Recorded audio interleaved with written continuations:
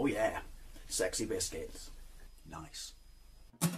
Long goes 1975. A YouTuber's on the rise. Reviewing games late at night and sometimes friends used to bug him. Long goes 1975.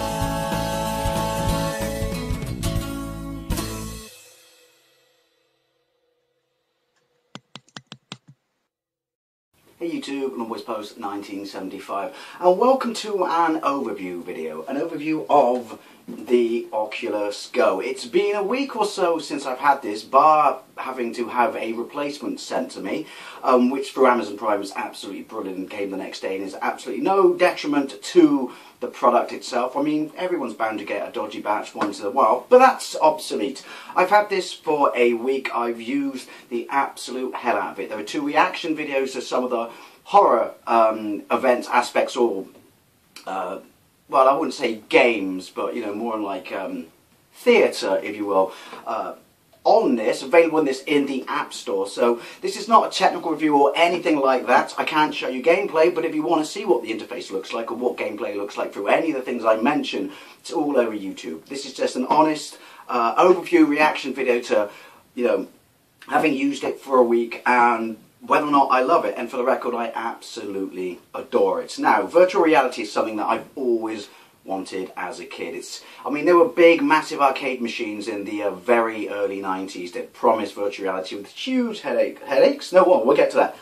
Headsets, and such a poor refresh rate that you got a huge headache out of it. But it's always been something, you know, that I've wanted. I think the closest I ever got to it was, true story, winning a competition in the official Sega Master System magazine back in the day, where you had to design a peripheral for, you know, the Sega Master System. And this is beyond, I mean, even as a, you know, 11-year-old, I know this was rubbish, but this is what was my love, always wanting virtual reality. I designed a virtual reality headset.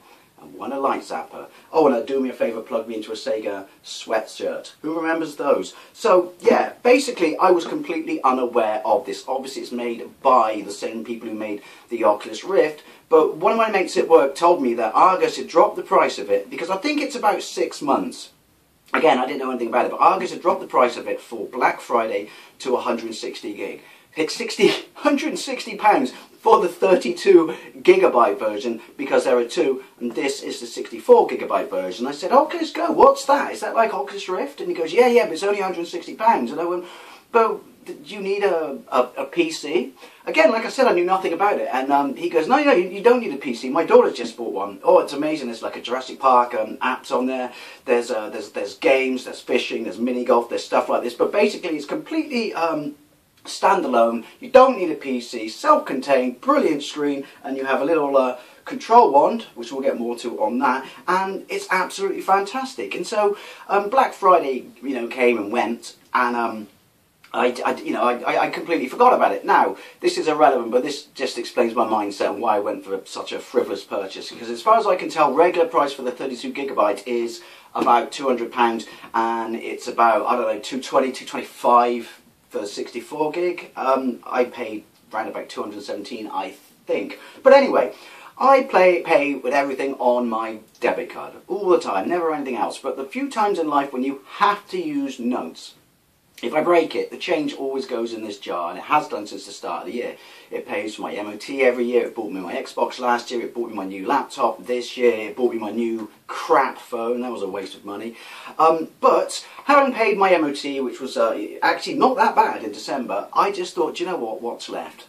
There was still 250 quid of pound coins in there. So I took it to the bank, I chucked it in my bank, I went online with Amazon, and I looked around and I found a 64GB one, and I had a look at a few videos. Well, no, I had a look at a lot of videos online about, you know, what it basically was and whether people thought it was good or not. And the general consensus or buzz across all the videos I watched, that for a standalone unit, it's not your full VR experience, obviously, and that's the point I want to make in this. I don't have the money to drop on a PC to then drop more money, because you need a pretty beefy gaming PC to get the you know, the Oculus Rift.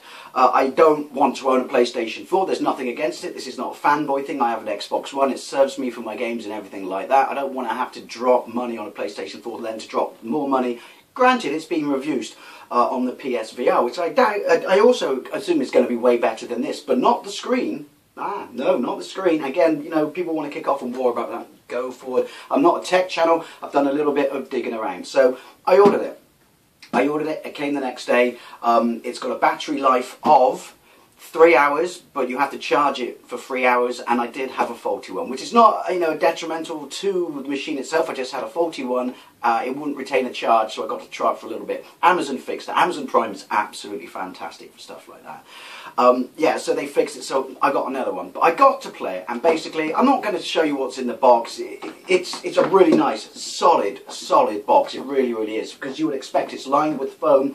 Even before the stand that contains the headset, the box of peripherals for it, which is basically a battery, a wrist strap, a glasses separator so you can wear glasses in it, and your charging cable, and obviously your wand, and it gives you a battery. Now, I know that sounds stupid, but plenty of stuff that costs this much money does not give you a battery. So, anyway, I charged it up once I got the one that worked.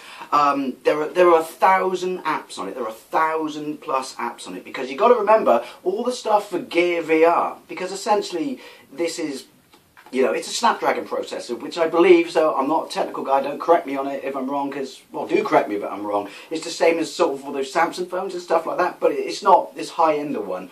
But you've got to remember, it's not running any phone stuff in the background. It's not running any phone stuff, but...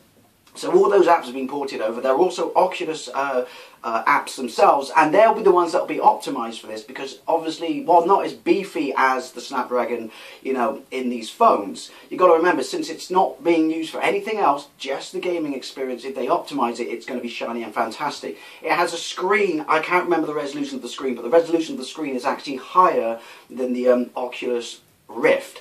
But obviously it's not as beefy because it's not a gaming PC. But, I mean, I've always wanted to do VR, and the closest I got to it so far is trying it in the phones, and it's been alright. You know, I bought a couple of years old, well, now much more than that, because I bought it 2 years ago, and it's what I'm recording with, Galaxy S3, so I could put it in one of those headsets and experience it, and it was alright. And I wondered, because I do have slight difference in the vision levels in my eyes, whether that was why it never looked quite right. So, you know, I thought I'd give this a go. So I have tried virtual reality, but I've never tried it like full on, you know, on a device that's optimized for it, not a phone. Because I have heard, and again, this is just hearsay, that some of the phones overheat quite easily when encased in these headsets. But anyway, that's by the way. So you have to, and I find this a bit weird. You charge it for, you know, well, in this case, even the replacement one, 6 hours, and then you go to the store, and it works on both, you know, iOS and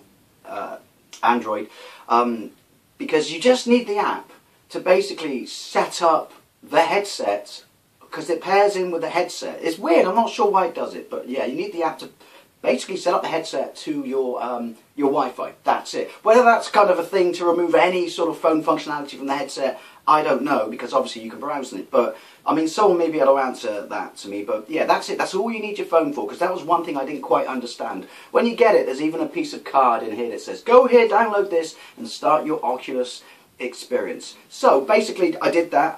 It runs Netflix, it runs Facebook, it's got its own YouTube app.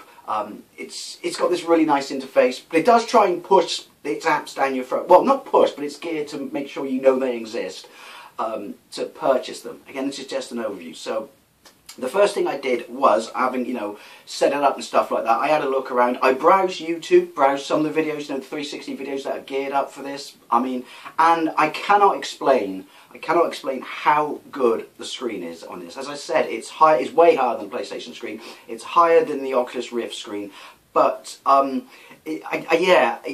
cannot explain how good it is. It's absolutely amazing. You know, the concerns I had about the difference in vision was completely gone. It's got built-in speakers. You can use headphones with it, but the built-in speakers are absolutely fantastic. If you go to my foul play reaction video, my last reaction video I did on this, I've turned them up, not even full, and you can hear it perfectly in the video. You can't see it. Again, obviously, if you want to see what it looks like, there's plenty of, you know, websites and stuff on YouTube to see it. But the speakers are really good, but you can plug in headphones. It's super light. It's super light, and you're not tethered to anything, and the lenses are phenomenal. It does have a microphone. Obviously, your charger is there, and that's where your speakers in-ears, power, volume rocker, and that's all the external stuff on it. And then obviously you got this. But yeah, the screen is phenomenal and the sound is phenomenal. Obviously better with headphones, but it's a nice option that you don't have to have that. Excuse me, I need some aspartame to preserve my bones. Now, there are a ton of free games, but there are a load of games you can pay for. Most of them are super cheap, and you basically set up a PIN number and your debit card in it. And I will warn you, this is where it gets a little bit too easy to spend money. But anyway, the first thing I downloaded was the Jurassic Park demo, which is just it's more of an interactive movie. Well, it's an interactive movie, but it does show the potential for how good this looks. And I was just, headset so light though, and you're just doing that. It's absolutely insane. Browsed YouTube, looked up the Facebook app. I don't know, I live with Facebook on my phone. Downloaded a, what was it, Ocean's Rift, which again is more of an experience, but a super just relaxed, chilled one. 5 different events in the ocean. You're in a shark cage, which is awesome. Just wish the shark was a little bit more aggressive. With the dolphins, turtles, there's a prehistoric one. It's brilliant, but it's one of those things that's good to share with other people who've never, or show off to other people who've never experienced VR, because this thing is not a dedicated, die-hard gaming machine. Now, don't get me wrong, there are some very good, fully playable, fully controllable games on it, but it's more of an entry-level kind of, I don't know, show the experience, expand people's gaming experience or virtual reality experiences, introduce them to it, and then if they enjoy it, maybe move to games, maybe get as much as they can out of this, and then go to our headset. But do you know what? I bought the 64GB because I know I'll be an absolute bastard for downloading stuff. But I'm sure the 32GB is just, the machine is just as capable, but obviously you're going to have to swap data in and out. But yeah, some of the other stuff was, there's this app called Face Your Fears that is basically an interactive, it's done with the game engine, or a game engine. I think it's the Unreal Engine, I could be wrong. And basically it's a number of events, first 3 are free, and then each additional one you buy, and they last about 5 minutes. It's about 49p, maybe 60p with tax. And they are a brilliant way to introduce people to VR, because they pull no punches. I shat my pants. The first one, when I was actually upstairs in my game room, which has a queen-size bed in there, and the confines of the bed was pretty much in line with the screen, including the end of it, and where there would be objects at the side of the bed, which made it even more of a mind-blowing experience, like pressing that. And then, I don't want to give too much away, because spoilers, but ghosts and stuff interact, and you're looking around, stuff moves in front of you, and you're doing this. Again, if you've got PlayStation VR, you're probably used to this, and definitely Oculus Rift, and thinking, what a tit. But it was, because I've had to experience crude, beyond user introduction VR, it was fantastic. Again, the screen is amazing. But yeah, a ghost popping out, clowns, creepy crawly snakes getting eaten. There's a brilliant Stranger Things episode that I absolutely recommend. But you are looking around and you are moving your hands around. It's so, it's I won't say overwhelming, but you're just lost. You're completely, lost in a world. I'm having a complete brain fart for that word that you're all probably shouting at the screen or your phone right now. But involving, can't think of the word. You know what I mean. But yeah, it's fantastic. Then there's a shoot 'em up, space shoot 'em up, 3D shoot 'em up. I played. That's when you really do require this, which is what you use to browse for, by the way. You can go to search, and then you type in anything if you're on YouTube, or you go to the store and you type in names for the store. You can just browse the store by tiles, just moving it like this, because you have a trigger, which is your pointer, which is your main place of your main point to interface. You have a back menu, and then you have it's clicky, 4-directional click, but you can also move it as a touchpad, which works really well. And this is a full-on motion sensor, You move it around and stuff like that. It's brilliant. And it does actually make browsing. You would think browsing would be, like, awkward. It's not. It's fantastic. But was it Endgame? I can't remember. It's a space shoot 'em up, and it looks phenomenal. And it is not just a case of being on rails. Although there are plenty of on-rail games, but that's the point I want to make. This may not be a die-hard gaming machine. I forget the name of the flight game on it now, but there are fully controlled playable games with this. They're just not going to offer you the level as PlayStation VR with, 2 wands or whatever, or certainly the Oculus Rift. Now, point I do have to quickly say that I should have said right at the start is this only has 3 degrees or 3 axis, which means you've got full-on look around like that, up, down, left, right, full-on in front, behind, brilliant. Whereas obviously more advanced headsets, I don't know about the PlayStation VR, but more advanced headsets such as the Oculus Rift have the extra 2 where you can move in and you can move out. You can't on this, but the thing is, what do you expect for 200 quid, you know? That's what I mean. I mean, so far the pro points are sounds brilliant. The screen is phenomenal. I'm very lucky. I don't appear to suffer from motion sickness whatsoever, so I've had not to do this in bite-sized chunks. Literally out of the box, I popped it on for a couple of hours in one go, or one charge, I should say. But, you know, there are interactive movies. I'm not sure how you can do it, but you can stream content from your PC to this. That's probably beyond me because I have a laptop and not a proper PC. It keeps turning on and off. Oh, one thing it does have, it has a sensor, because I keep pressing the top, has a sensor in there behind the vision, in front of the lenses, that every time you take it off, it realises your face is not there and it goes into standby mode and fully stops the draining of the battery, which is an absolutely fantastic thing. That's a great feature, which you would expect, so you don't have to turn it off, even though I just turned it off. But you would expect so, because the charge, but then, you know, for what you're getting out of it, the charge only lasting 3 hours kind of makes sense. It says don't play it plugged in when you're charging.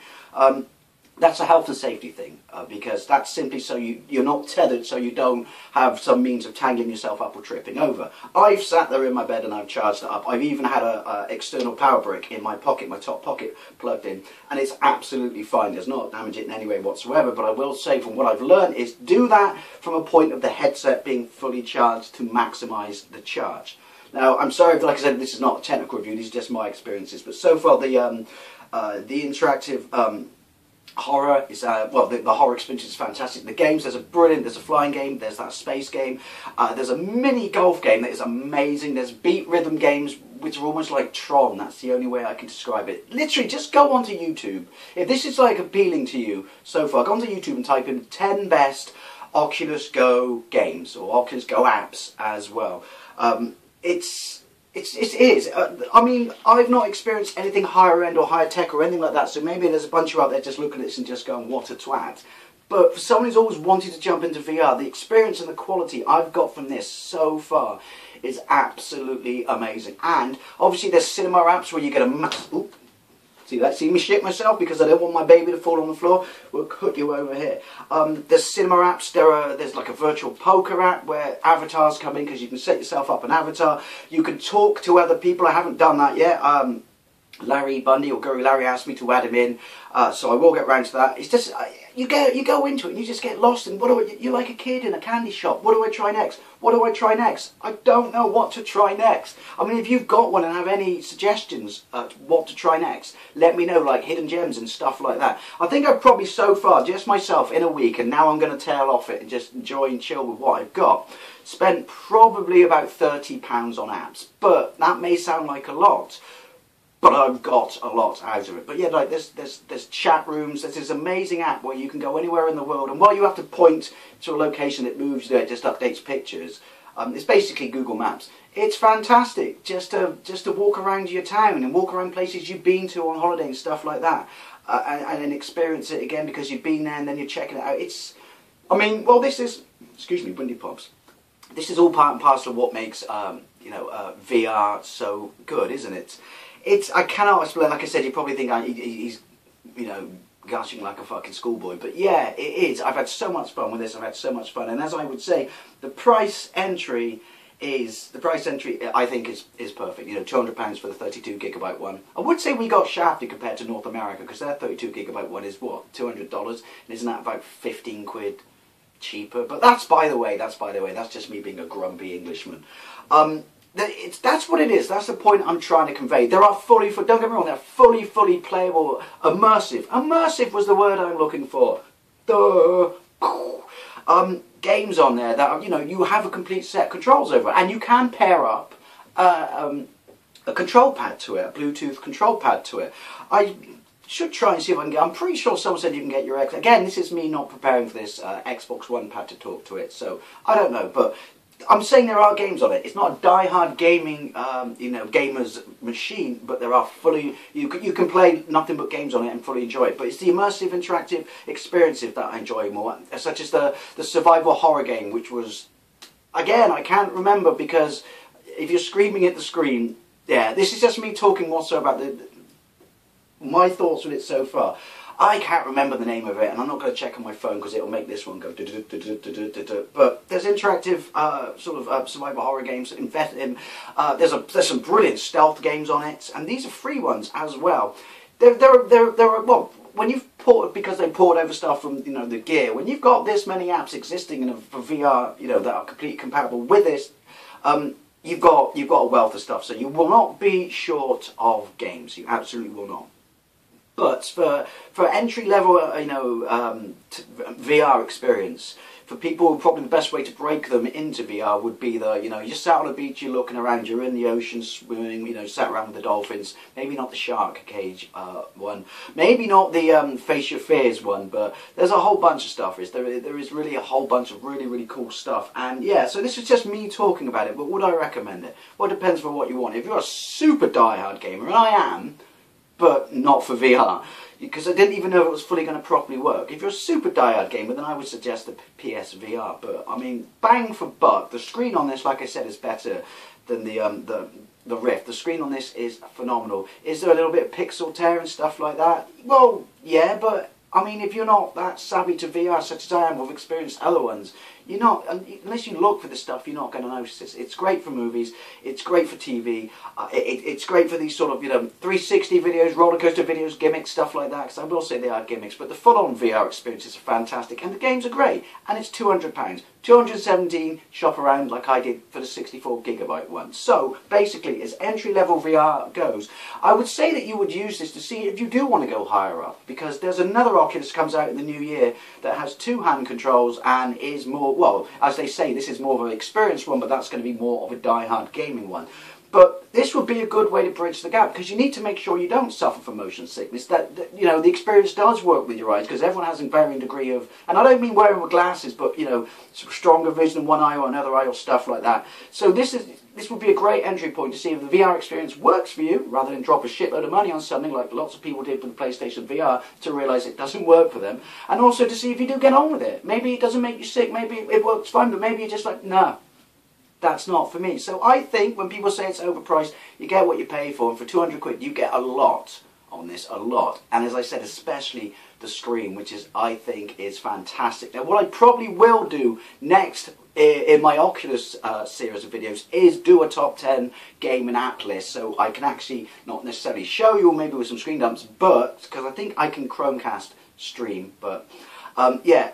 So I can actually recommend some titles rather than sitting here and having a complete brain fart, because I've not scripted or prepared in any way whatsoever, and I'm just trying to cover a whole myriad of points. So, Oculus Go, for me, absolute no-brainer. As someone who's always been obsessed with VR, could never afford it, and finally has got his hands on experience that is true VR, works for me absolutely perfectly and fine, and is completely immersive. And in some cases, and in a good way, overwhelming. So anyway, if you've got this, or you haven't got this, as always, I'd love to know what you think, or any of your points you have on this, and thank you very much for watching. I'll see you later.